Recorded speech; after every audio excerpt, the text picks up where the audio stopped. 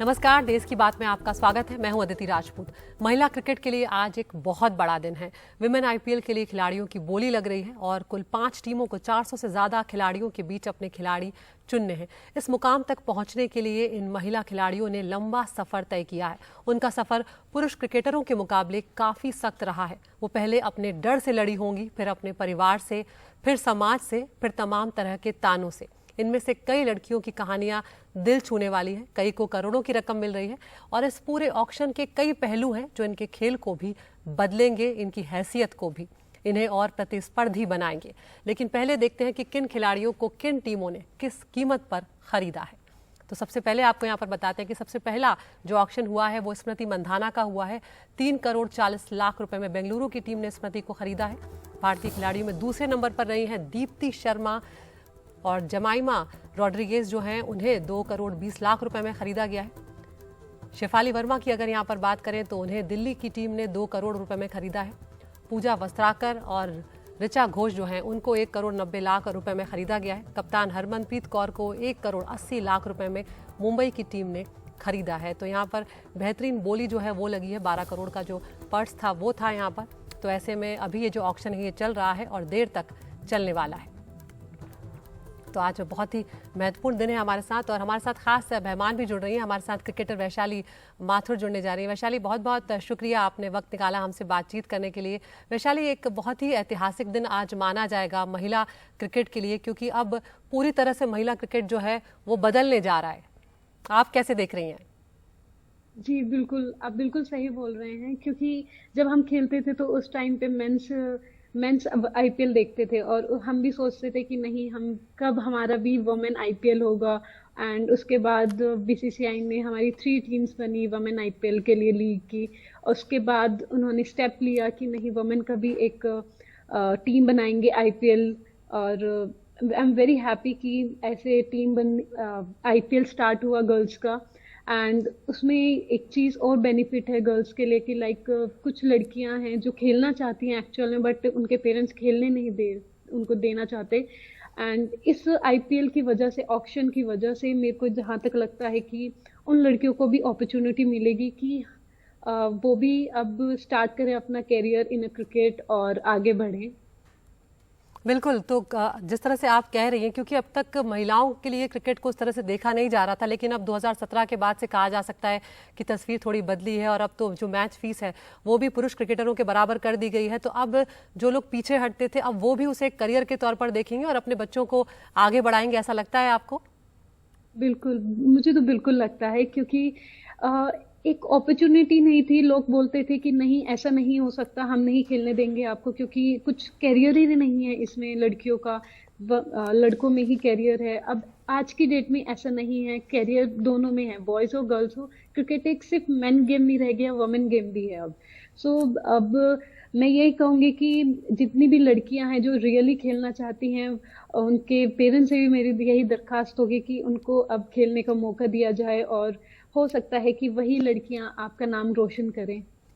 बिल्कुल वैशाली, कहीं ना कहीं ये मलाल है कि शायद कुछ और पहले अगर ये विमेन आईपीएल आ जाता तो आप भी उसमें आज हिस्सा होती। जी बिल्कुल, ये तो मलाल है ही मुझे। क्योंकि मेरे को जब मैं खेलती थी तो मुझे भी ऐसा मैंने सोचा था कि वुमेन आईपीएल हो और मैं भी खेलूं और वो ड्रीम मैं पूरा करूं। बट कहीं ना कहीं एक दिल के कोने में मुझे बहुत खुशी भी है कि मैंने वो ड्रीम पूरा नहीं कर पाई। कोई बात नहीं, but there are many girls जिनका ड्रीम पूरा हो रहा है और एक्चुअली वो पढ़ उसको खेल रहे हैं, उसको जी रहे हैं। और इससे बड़ी खुशी की बात तो कुछ हो नहीं सकती। और as a player I am very happy कि कुछ लड़कियां हैं जो जैसे कि जैमिमा जो उभरते हुए सितारे हैं, और शिफाली अभी अंडर 19 है शिफाली, और वो ऑक्शन में उसको लिया गया है और आईपीएल में है। अभी वो जस्ट अंडर 19 वर्ल्ड कप खेल के आई हैं, चैंपियंस रहे हैं। और भी जैसे यूपी के प्लेयर्स हैं और डीडीसी के प्लेयर्स हैं, श्वेता शेरावत, ये सब भी हैं। और इन सब से, ये मेरे जूनियर हैं कुछ बच्चे, बट उसमें से मुझे लगता है कि अगर ये और अच्छा खेलेंगे और आगे बढ़ेंगे तो जितना नाम वुमेन आईपीएल का रोशन हो रहा है उससे मुझे बहुत खुशी मिल रही है। हाँ, एक मलाल है, बट उसके साइड बाय साइड मुझे बहुत ज्यादा, उससे ज्यादा खुशी आईपीएल स्टार्ट होने की है। बहुत और बड़ी बात मैं है शिफा। डिसीजन वैशाली, जो बात आप कह रही हैं कि भले ही आप उसका हिस्सा ना हो पाई हो, अगर आपके वक्त में आता तो आपको अच्छा लगता, लेकिन आप इस बात से बेहद खुश हैं कि अब कम से कम महिला क्रिकेट जो है वो आगे बढ़ रहा है। वैशाली, आपके सफ़र के बारे में हमें बताएं, क्योंकि इस मुकाम तक जब कोई क्रिकेटर पहुंचता है और खासकर महिला क्रिकेटर पहुंचती है, वो रास्ता आसान नहीं होता, बहुत सारी परेशानियां झेलनी पड़ती हैं। कई बार समाज जो है वो इस चीज़ को स्वीकार नहीं करता कि खेल में क्या रखा है, कुछ और चीज़ में करियर बनाओ। आपका सफ़र कैसा रहा, उस बारे में हमारे दर्शकों को बताएं। मेरा सफर उतना खास नहीं रहा, लेकिन हाँ ये है कि उस टाइम पे जब मैं गली क्रिकेट खेलती थी बॉयज के साथ, मेरे डैड ने मुझे देखा and he was the only one, and my mother, they saw me कि नहीं ये लड़की अगर खेल रही है तो मुझे, दोनों मेरे पेरेंट्स ने मेरे को अप्रिशिएट किया, उन्होंने मेरे को एक एकेडमी में डाला और मेरे कोच एन शर्मा सर ने बहुत मेरी हेल्प करी उसके बाद। बट हाँ, कहीं ना कहीं लोग कहते हैं कि पेरेंट्स या फैमिली से सपोर्ट नहीं मिलता। मुझे उस चीज़ का एक प्रॉफिट है मेरे को, जिसे कहते हैं कि हाँ हम, मेरे को उस चीज़ का एक साथ मिला है मेरे पेरेंट्स की वजह से। और बाकी बात रही वर्ल्ड की, लोग क्या कहेंगे, लोगों ने बहुत कहा है मेरे को कि लड़कियां ऐसा नहीं करती हैं, तुम लड़की हो, तुम्हें ऐसा नहीं करना चाहिए। बट उस सबको मैंने एक माइंड में सोचा समझा, उसके बाद मैंने सोचा लोगों का काम ही है बोलना, एक कहावत भी है इससे। तो मैंने वही कहावत सोची कि ये लोग कहते हैं, लोगों को बोलने का मौका मिल, अगर हम नहीं करके देंगे, अच्छा नहीं खेलेंगे तो लोग कहेंगे, अगर हम अच्छा करेंगे तो वही लोग जो बोल रहे हैं वो बंद भी हो जाएंगे उनके मुंह। तो इससे बेटर है कि मुझे लगता है कि हमें अच्छा परफॉर्म करना चाहिए। और उसके बाद जब मैंने स्कूल नेशनल खेला, I was the youngest player that time, और मुझे बोला गया कि नहीं आप बहुत छोटे हो, हम आपको नहीं रख सकते। वहां पे एक मेरे को लगा कि नहीं, शायद मैं बहुत छोटी हूँ इसलिए। लेकिन हाँ, मैंने कभी भी ये नहीं सोचा कि मैं नहीं कर सकती, मैं छोटी हूँ। मैंने हमेशा यही सोच के माना कि मैं छोटी हूँ, इसलिए मेरे को अभी चांस नहीं मिल रहा, मेरे को नेक्स्ट चांस जरूर मिलेगा। और मुझे हमेशा इसी चीज का सबसे ज्यादा मुझे बोला गया है कि जैसे मेरा वमेंस सीनियर रानी झांसी में मेरे को, मैं सिलेक्शन के लिए गई थी, मेरे को 4 to 5 टाइम्स वहां पे रिजेक्ट किया, जी। यही बोल के कि मैं, एज मेरी बहुत छोटी है इसलिए हम आपको अभी कंसिडर नहीं करेंगे। बिल्कुल। मेरे साथ मोस्टली यही चीजें हुई हैं। हाँ, मैं सबसे छोटी थी, बट ठीक है, एक जब हम अपने आप को, मेरे को एक चांस मिला तो मैंने अपने आप को प्रूव किया। शायद कहीं ना कहीं सिलेक्टर के मन में ये भी होता है कि अभी बहुत छोटा है बच्चा, नहीं कर पाएगा, बट आज की जनरेशन में ऐसा सिलेक्टर्स नहीं सोचते, बट हमारे टाइम पे ऐसा सोचते थे। बिल्कुल, तो बट वक्त भी अभी बदला है काफी, कहीं ना कहीं वैशाली, आपको लगता है। और जिस तरह से आप बता रही हैं कि आपके परिवार का सपोर्ट रहा, लेकिन बहुत सी ऐसी खिलाड़ी भी होंगी आपके आसपास, आपकी साथियों में, जिनको परिवार का भी सपोर्ट नहीं मिला होगा, लेकिन उन्होंने फिर भी क्रिकेट को फॉलो किया होगा, उनके लिए भी मुश्किलें रही होंगी।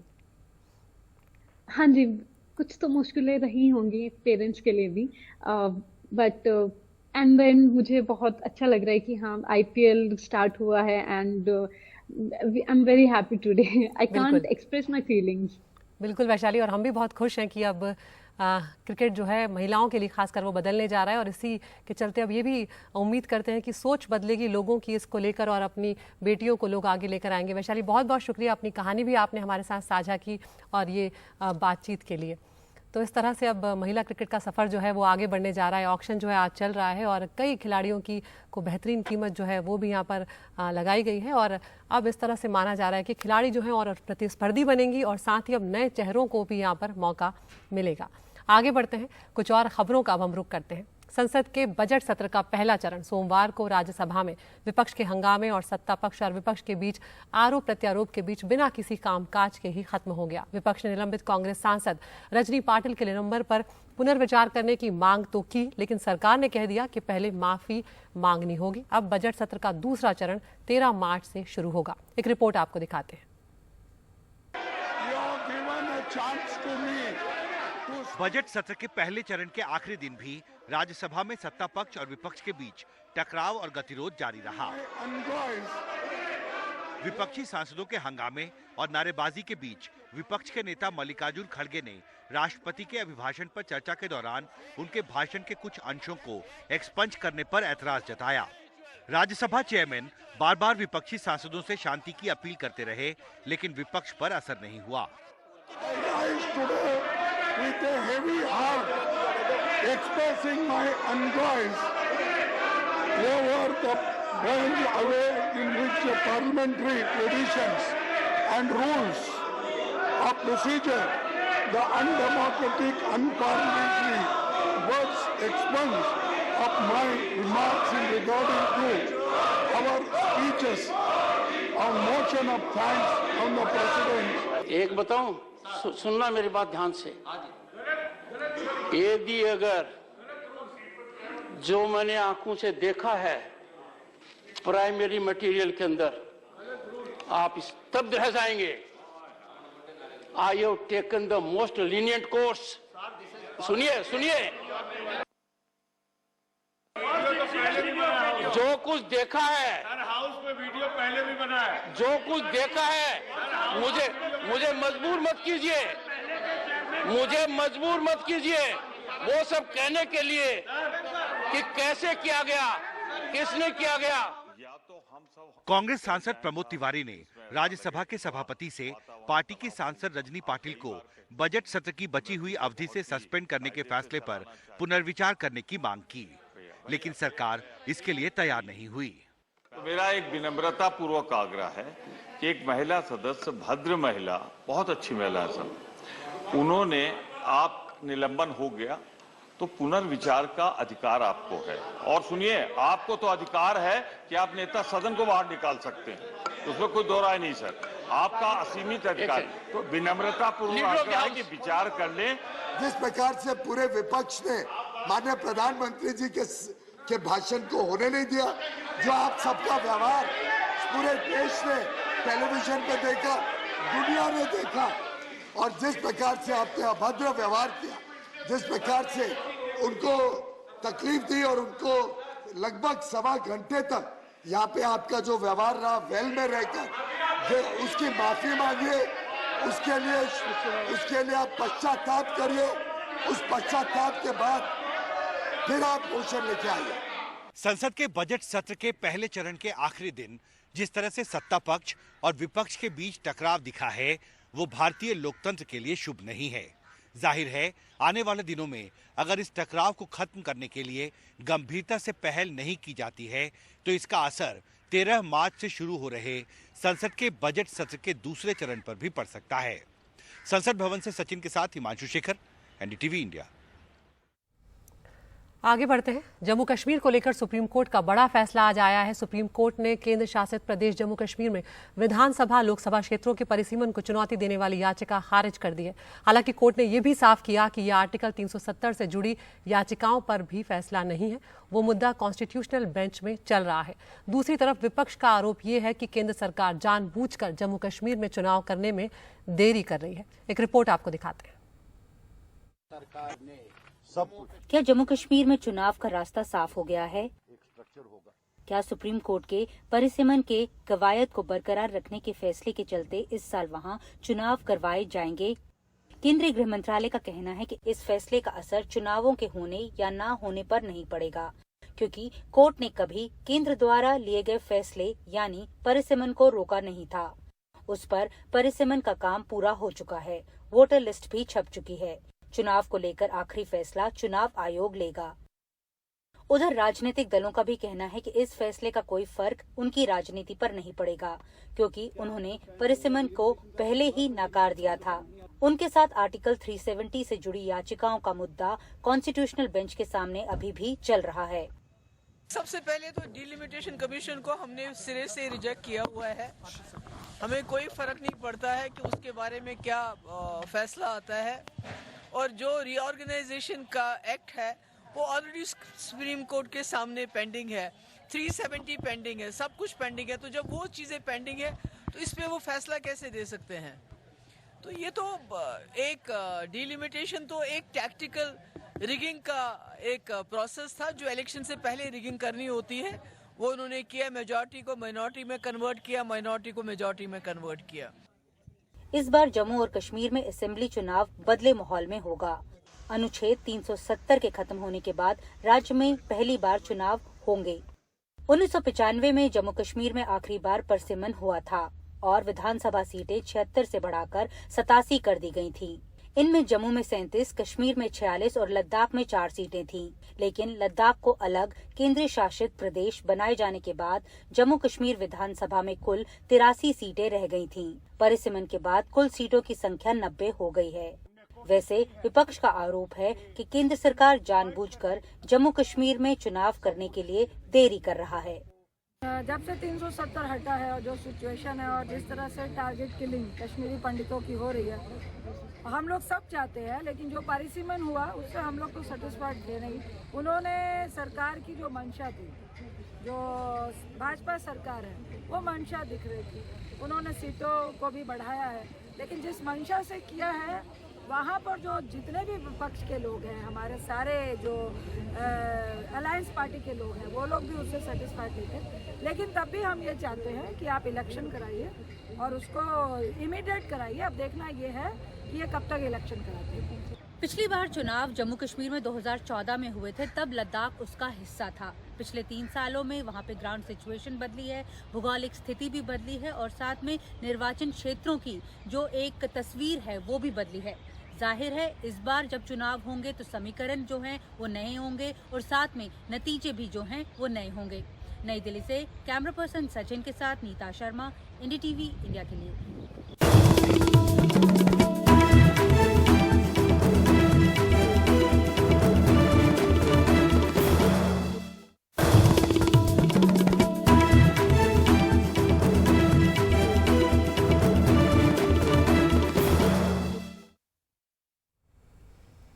और एक बड़ी खबर आई है IIT बॉम्बे से, जहां पर एक छात्र ने खुदकुशी कर ली है। ये घटना कल यानी रविवार दोपहर की बताई जा रही है। पुलिस के मुताबिक छात्र अहमदाबाद का रहने वाला था और पवई में IIT में BTech कर रहा था। छात्र ने सिर्फ 3 महीने पहले ही दाखिला लिया था और शनिवार को उसके सेमेस्टर हुए थे। पवई पुलिस ने हादसे से मौत का केस दर्ज कर लिया है। हमारे साथ जुड़ रहे हैं मुंबई से हमारे सहयोगी सोहित मिश्रा। सोहित, एक दुखद खबर यहाँ पर IIT बॉम्बे से आ रही है और सबसे बड़ी बात यह है कि मात्र 18 साल की इस छात्र की उम्र थी और अभी सिर्फ 3 महीने पहले ही इसने दाखिला लिया था। क्या कुछ जानकारी मिल रही है? बिल्कुल, देखिए अदिति, ये काफ़ी ही हैरान करने वाली और दुखद खबर है। IIT बॉम्बे में एक तो इस छात्र ने 3 महीने पहले ही दाखिला मिला था, जैसे कि आपने कहा, और वहाँ पर BTech की पढ़ाई ये कर रहा था। दर्शन सोलंकी इनका नाम था, 18 साल के थे और 7वें मंजिल से रविवार दोपहर को कूद कर इन्होंने आत्महत्या की। अब 3 महीने पहले जिस तरह से हम कह रहे हैं कि उनकी दाखिला हुई थी, शनिवार के दिन जो पहला सेमेस्टर है उसका आखिरी एग्ज़ाम खत्म हुआ और रविवार के दिन उन्होंने आत्महत्या की है। अब क्या वजह है इस आत्महत्या की, ये पता नहीं है। पुलिस की ओर से एक्सीडेंटल डेथ रिपोर्ट फाइल की गई है और पुलिस इस पूरे मामले की जांच कर रही है। चाहे वो स्टाफ हो, चाहे उनके छात्र हो, उनके आसपास के जो रहते थे दर्शन के साथ में, या फिर और सारे लोग हों, सभी से अभी फ़िलहाल पुलिस पूछताछ कर रही है। लेकिन जिस तरह से ये 18 साल के छात्र ने आत्महत्या की है, कहीं ना कहीं इससे सवाल उठने लगे हैं। अब 2-3 तरीके की चीज़ें सामने आ रही है। जैसे कि मैंने कहा कि मामले की जांच चल रही है, लेकिन IIT बॉम्बे में जो एक गुट है उनका कहना है क्योंकि ये अनुसूचित जाति जनजाति से आते हैं, उन्हें कई तरह की परेशानियों का सामना करना पड़ता है, भेदभाव का सामना करना पड़ता है, उसे एक तरह की वजह माना जा रहा है इस आत्महत्या का। दूसरी वजह जो पुलिस जांच करे वो ये है क्योंकि परीक्षा खत्म हुए थे और छात्र ने आत्महत्या की है, तो शायद उसकी पढ़ाई सही से नहीं हुई या सही से पेपर नहीं गए, उसे भी एक आत्महत्या की वजह मानी जा रही है। जैसे कि मैंने कहा, ये सारी चीज़ें एक तरीके के, हम जिस तरह से कहते हैं, ये एंगल हैं जिसके ज़रिए पुलिस जांच कर रही है। अब पुलिस हर तरीके से जांच करती है, जब उनकी जांच पूरी हो जाएगी तभी ये पता चल पाएगा कि आखिर वजह क्या है। लेकिन जो भी वजह हो, 18 साल के एक छात्र ने आत्महत्या की है, जिससे जो मेंटल स्ट्रेंथ की बात करें या फिर मेंटल हेल्थ की बात करें, उसे लेकर कितना काम करने की ज़रूरत है ये पता चलता है। IIT बॉम्बे जैसे प्रसिद्ध जगह पर आप एडमिशन ले लेते हैं, लेकिन उसके बावजूद अगर छात्र आत्महत्या कर रहे हैं तो ये काफ़ी चिंता की वजह है और काफ़ी चिंता की ये विषय है।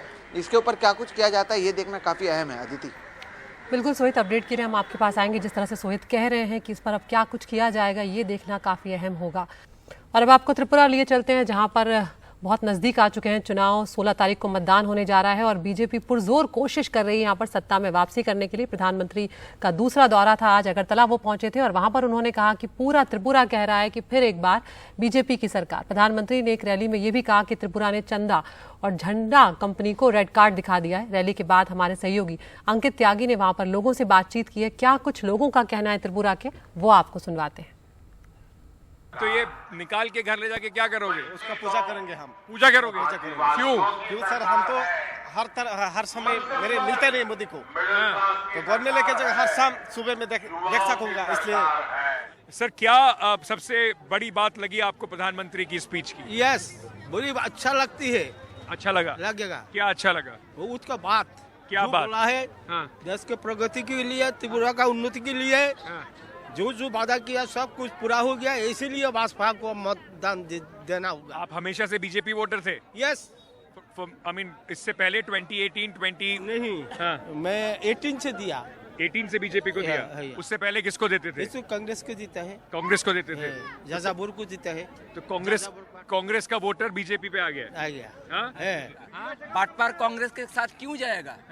ये तो गद्दार है, कांग्रेस गद्दार है। जो लोग अच्छा करेगा उसके साथ जाएगा। जो अच्छा करेगा? जो अच्छा करेगा। तो आप लोग 2018 से पहले भी बीजेपी को वोट करते थे या 2018 के बाद किया बीजेपी को? हम लोग 2018 को भी किए और फ्यूचर में भी करेंगे। उससे पहले किसको वोट करते थे? उसके पहले हम लोग कांग्रेस सपोर्टर थे। कांग्रेस सपोर्टर थे, तो अभी आप बीजेपी सपोर्टर हो गए? जी जी जी। क्यों कांग्रेस को छोड़ के बीजेपी पे आए? बिकॉज कांग्रेस जब प्रेजेंट तब गवर्नमेंट में थे, उन लोगों ने कोई डेवलप नहीं किया। They were having friendship with the communist government, और उन लोगों ने सिर्फ फेक प्रोमिसेस किया कि वो लोग उन्नति करेंगे। और त्रिपुरा के बाद अब राजस्थान की बात करते हैं। वहां पर भी चुनाव है, लेकिन थोड़ा अभी वक्त है। राजस्थान की गहलोत सरकार ने इस साल के बजट में कई लोक लुभावन वादे करके चुनावी बिगुल बजा दिया है। हालांकि मुख्यमंत्री अशोक गहलोत अपने बजट भाषण को लेकर जरूर विवादों में घिर गए और वो लगातार बीजेपी के निशाने पर हैं। साथ ही चुनाव में पार्टी को एकजुट रखना भी उनके लिए एक बड़ी चुनौती है। एनडीटीवी से बातचीत में गहलोत ने कहा है कि कांग्रेस में कोई फूट नहीं है। सौरभ शुक्ला से उनकी बातचीत। कांग्रेस की नीतियां हैं, कार्यक्रम में सिद्धांत हैं, उनमें विश्वास जब सबका है तो आप मान के चलो सब मिलकर इलेक्शन लड़ेंगे। कॉमन जब हमारी विचारधारा है, सबकी नीति हमारी कॉमन है, प्रोग्राम हमारे कॉमन है, सिद्धांत कांग्रेस के हैं जो महात्मा गांधी के ज़माने के दिए हुए हैं, तो हम क्यों नहीं मिलकर चुनाव लड़ेंगे? क्यों आशंका होती लोगों को? बीजेपी वाले मुद्दा बनाते हैं इस बात को। बीजेपी खुद बिखरी हुई, यहाँ पर ऐसी बिखरी बीजेपी हिंदुस्तान के किसी राज्य में नहीं होगी जो राजस्थान के अंदर है, पता कर लीजिए आप। तो आप ये कह रहे हैं कि जब वो आपके और सचिन के इशू बनाते हैं अलग अलग, तो आप कह रहे हैं बीजेपी के अंदर बिखराव है, कांग्रेस के अंदर नहीं? कांग्रेस में कोई बिखराव नहीं, हम सब मिलकर चल रहे हैं। तो कांग्रेस में कोई बिखराव नहीं है, ये कह रहे हैं अशोक गहलोत। साथ ही उन्होंने कहा कि महंगाई और बेरोजगारी कांग्रेस के प्रमुख मुद्दे हैं। राहुल गांधी की भारत जोड़ो यात्रा से पूरे देश में बड़ा संदेश गया है। राहुल गांधी जी की जो यात्रा थी ऐतिहासिक, भारत जोड़ो यात्रा, महंगाई, बेरोजगारी, प्यार, मोहब्बत, शांति, भाईचारा, अमीर गरीब का जो गैप बढ़ रहा वो नहीं बढ़ना चाहिए, वो मुद्दे हमारे हैं।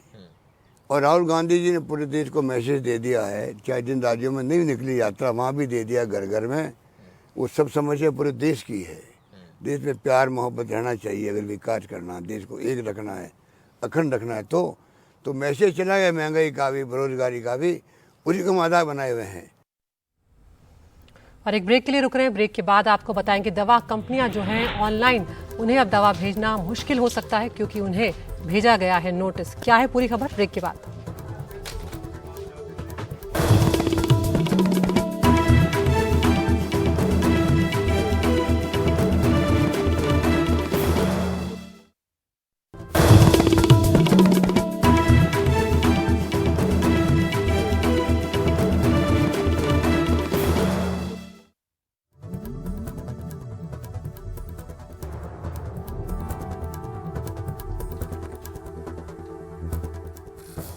दवाओं की ऑनलाइन बिक्री पर अब सरकार सख्त है। ई फार्मा कारोबार से जुड़ी 20 कंपनियों को drug controller general of India ने कारण बताओ नोटिस जारी किया है। नोटिस में कहा गया है कि इसमें जिन राज्यों में ई फार्मा दवाई बेच रही हैं वहां का लाइसेंस होना जरूरी है और साथ ही जिन दवाओं के लिए डॉक्टर की पर्ची जरूरी है वो भी ऐसे ही बेची जा रही हैं। परिमल कुमार की खास रिपोर्ट। हो सकता है कि अब घर बैठे आपके पास दवा की डिलीवरी न हो पाए। केंद्र सरकार का महकमा central drugs standards control organisation online दवा की बिक्री पर सख्त है। लिहाजा Tata 1mg, Practo, Amazon, Flipkart सरीखी बड़ी कंपनियों से लेकर 20 ऑनलाइन दवा कारोबारियों को कारण बताओ नोटिस जारी किया गया है। नोटिस में कहा गया है कि कंपनियां नियमों की अनदेखी कर रही हैं। इसमें जिन जिन राज्यों में ई फार्मा दवाई बेच रही है वहां का लाइसेंस होना जरूरी है। साथ ही जिन दवाओं के लिए डॉक्टर की पर्ची जरूरी है वो भी ऐसे ही बेची जा रही हैं। शुरू से गवर्नमेंट के ऑनलाइन के अगेंस्ट हैं, क्योंकि इसमें पब्लिक इंटरेस्ट ज्यादा है। उसमें तो एक तो लॉ में कोई प्रोविजन नहीं है, दूसरा आपका हेल्थ का डाटा, कंट्री का हेल्थ का डाटा वो पूरा प्राइवेट सेक्टर के हाथ में जा रहा है और इंटरनेशनली उसका मिसयूज हो सकता है। लीगल लॉ में प्रोविजन नहीं है। बच्चे नशे की दवाइयां मंगा रहे हैं, शेड्यूल एक्ट के विदाउट प्रिस्क्रिप्शन दवाई नहीं बेच सकते। फार्मिस्ट के सामने प्रेजेंस में दवाई बेचनी चाहिए। तो ऐसे जो ड्रग एक्ट के नंबर ऑफ प्रोविजंस हैं ये लोग उनको फॉलो नहीं कर रहे हैं। डीसीजीआई की जो आपत्ति है, एक आपत्ति इस बात को लेकर भी है कि देखिए यहाँ पे ये दवाइयां हैं, ये शेड्यूल एच की कैटेगरी में आती हैं और ये बिना प्रिस्क्रिप्शन के नहीं मिल सकती हैं। या फिर आप देखिए कि यहाँ पर भी आपको एक दवाई यहाँ मिलेगी, ये भी लिखा हुआ है साफ तौर पे कि बिना प्रिस्क्रिप्शन के नहीं बेची जा सकती।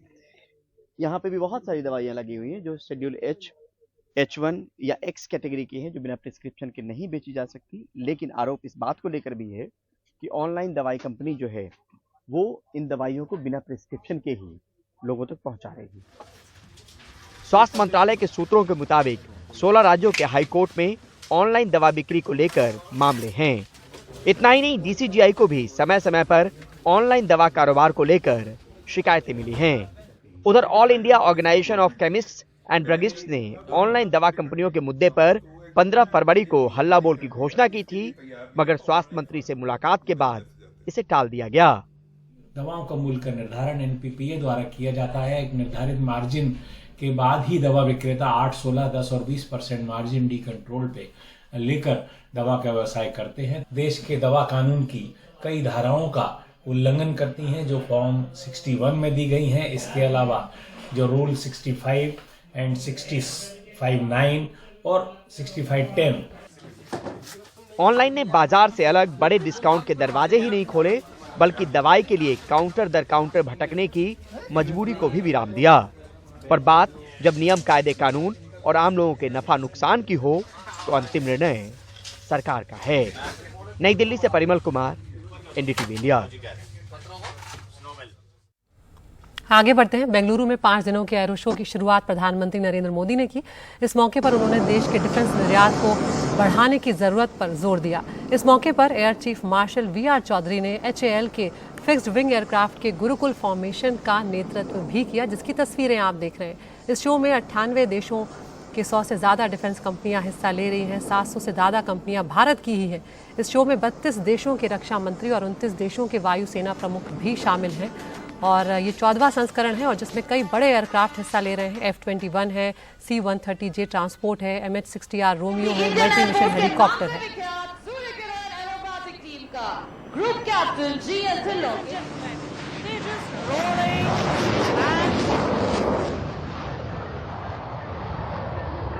Piercing into the blue skies of Bengaluru.